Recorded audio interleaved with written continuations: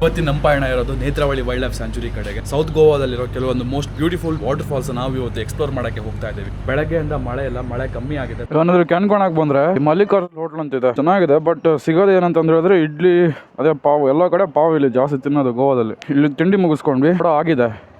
ಮಳೆ ಸ್ಟಾರ್ಟ್ ಆಯ್ತು, rain gears ಹಾಕೊಂಡ್ಬಿಟ್ವಿ. ಇಲ್ಲೊಂದು ಚೆಕ್ ಪೋಸ್ಟ್ ಬರುತ್ತೆ, ಫಾರೆಸ್ಟ್ ಚೆಕ್ ಪೋಸ್ಟ್. ಹಿಂಗೋದ್ರೆ ಕೋಟಿಗಾಂವ್, ಹಿಂಗೋದ್ರೆ ನೇತ್ರಾವಳಿ.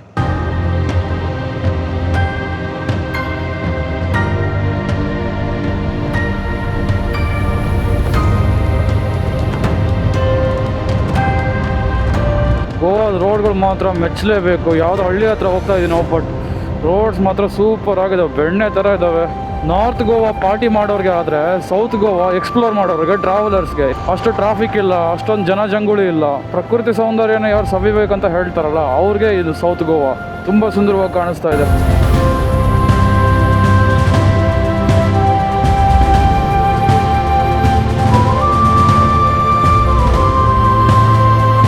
ಬೆಟ್ಟಗಳನ್ನೆಲ್ಲ ಮೋಡ ಆವರಿಸ್ತಾ ಹೋಗ್ತಾ ಇದೆ. ಇನ್ನು 5 ಕಿಲೋಮೀಟರ್ ಇದೆ ನೇತ್ರಾವಳಿ ವೈಲ್ಡ್ ಲೈಫ್ ಸ್ಯಾಂಚುರಿಗೆ. ಅಲ್ಲಲ್ಲೇ ಚಿಕ್ಕ ಚಿಕ್ಕ ಮನೆಗಳು, ಸುತ್ತ ಹಸಿರು, ಆವಾಗವಾಗ ಬರೋ ಮಳೆ, ಈ ಗದ್ದೆಗಳು, ಹರಿಯೋ ನೀರು, ಆವರಿಸ್ಕೊಯ್ತಾರ ಮೋಡ. ಅರೆ ಕವಿ ಆಗ್ಬಿಟ್ಟೆ ಗುರು, ನಾನು ಕವಿ ಆಗ್ಬಿಟ್ಟೆ. ಪ್ರಕೃತಿನ ಎಂಥವ್ರನ್ನೂ ಬೇಕಾದರೆ ಕವಿ ಮಾಡಿಬಿಡುತ್ತೆ, ಕವಿಗೆ ಅಥವಾ ಕಲೆಗಾರನ ಮಾಡಿಬಿಡುತ್ತೆ. ಅದಕ್ಕೆ ಎಕ್ಸಾಂಪಲ್ ಅಂದರೆ ನಮ್ಮ ಕುವೆಂಪು ಅವರು ಆ ಮಲೆನಾಡು ಪ್ರಕೃತಿಲಿದ್ದು ಎಂತೆಂಥ ಕಾವ್ಯ ಸಾಹಿತ್ಯನ ರಚಿಸಿದ್ದಾರೆ.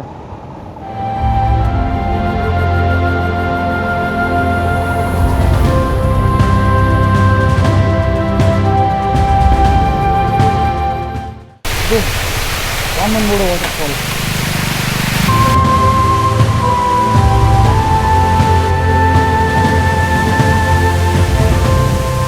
ಸೌತ್ ಗೋವಾದಲ್ಲಿರೋ ಒಂದು ಸುಂದರವಾದ ವಾಟರ್ ಫಾಲ್ಸ್. ರಸ್ತೆ ಪಕ್ಕಕ್ಕೆ ಇದೆ, ಬನ್ನಿ. ಆದರೆ ಕಸ ಹಾಕಬೇಡಿ, ಪ್ರಕೃತಿನ ಅದ್ರ ಪಾಡಿಗೆ ಅದು ಹೆಂಗಿರುತ್ತೋ ಹಾಗೆ ಬಿಟ್ಬಿಡಿ. ಈ ಥರ ಕಸ ಎಲ್ಲ ಹಾಕಕ್ಕೆ ಹೋಗ್ಬೇಡಿ. ಇವಾಗ ನಾವು ಬಂದಿರೋ ಪ್ಲೇಸು ಬುಡ್ಬುಡ್ ತಾಲಿ ಅಂತ ನೇತ್ರಾವಳಿ ವೈಲ್ಡ್ ಲೈಫ್ ಸ್ಯಾಂಚುರಿಗೆ ಹೋಗ್ಬೇಕಾದ್ರೆ ಬರುತ್ತೆ. ನೀವೇನಾದ್ರು ಸಾವರಿ ಮತ್ತೆ ಮೈನಾಪಿ ವಾಟರ್ ಫಾಲ್ಗೆ ಹೋಗ್ತಾ ಇದ್ರೆ ದಾರಿಲೇ ಈ ಪ್ಲೇಸ್ ಸಿಗುತ್ತೆ. ಈ ಬುಡ್ಬುಡ್ ತಾಲಿಗೆ ಬಂದಾಗ ಇಲ್ಲಿ ಗೋಪಿನಾಥ ದೇವಸ್ಥಾನ ಇದೆ, ಅದ್ರ ಜೊತೆಗೆ ಒಂದು ಕಲ್ಯಾಣಿ ಕೂಡ ಇದೆ. ಆ ಕಲ್ಯಾಣಿ ಹೇಗಿದೆ ಅಂತ ಹೇಳಿದ್ರೆ ಶಿವಮೊಗ್ಗದಲ್ಲಿರೋ ಗುಳಿಗುಳಿ ಶಂಕರ ತರ ಇದೆ. ಅಂದ್ರೆ ಕ್ಲಾಪ್ಸ್ ಹಾಕಿದ್ರೆ ಗುಳ್ಳೆಗಳು ಬರ್ತವೆ ಅಂತ ಒಂದು ನಂಬಿಕೆ ಇದೆ.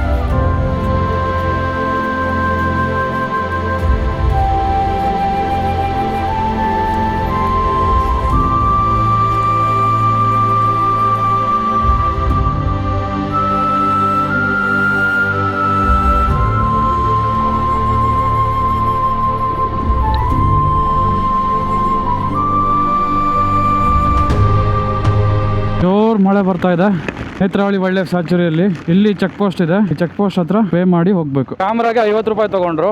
ಅದಾದ್ಮೇಲೆ ಪರ್ ಪರ್ಸನ್ 95 ಒಂದು ಬೈಕಿಗೆ ಆಲ್ಮೋಸ್ಟ್ ಒಂದು 480 ಆಯಿತು. 500 ಮೀಟರ್ಸ್ ಅಷ್ಟೇ ಬೈಕ್ ಹೋಗುತ್ತಂತೆ. ಅಲ್ಲಿಂದ ಮತ್ತೆ ತಿರ್ಗಾ ನಡ್ಕೊಂಡು ಹೋಗ್ಬೇಕು. ಇದು ಮೈನಾಪಿ ವಾಟರ್ ಫಾಲ್ಗೆ ಹೋಗೋ ದಾರಿ. 4 ಕಿಲೋಮೀಟರ್ ಟ್ರೆಕ್ ಇದೆ ಇಲ್ಲಿ.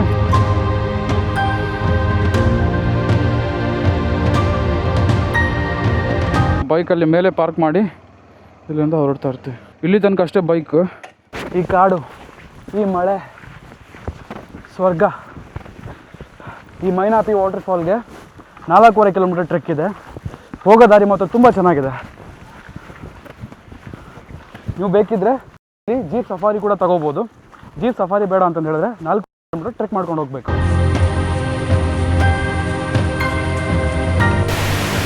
ಹಾಗಾಗಿ ಈ ಥರ ತೊರೆಗಳು ಸಿಗ್ತವೆ.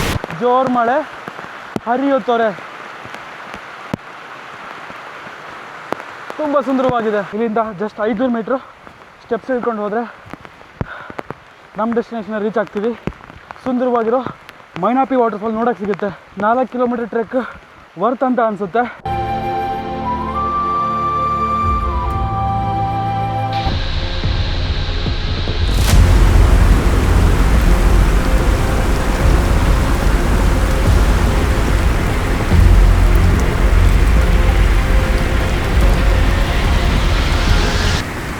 ಮೈನಾಪಿ ವಾಟರ್ ಫಾಲ್ಸ್ ಮುಗೀತು.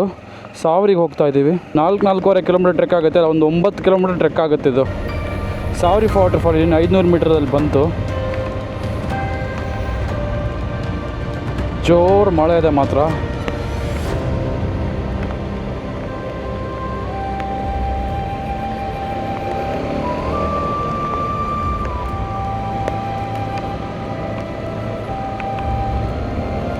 ಸಾವ್ರಿ ವಾಟರ್ ಫಾಲ್ ಪಾರ್ಕಿಂಗ್ ಹತ್ರ ಬಂದಿದ್ದೀವಿ.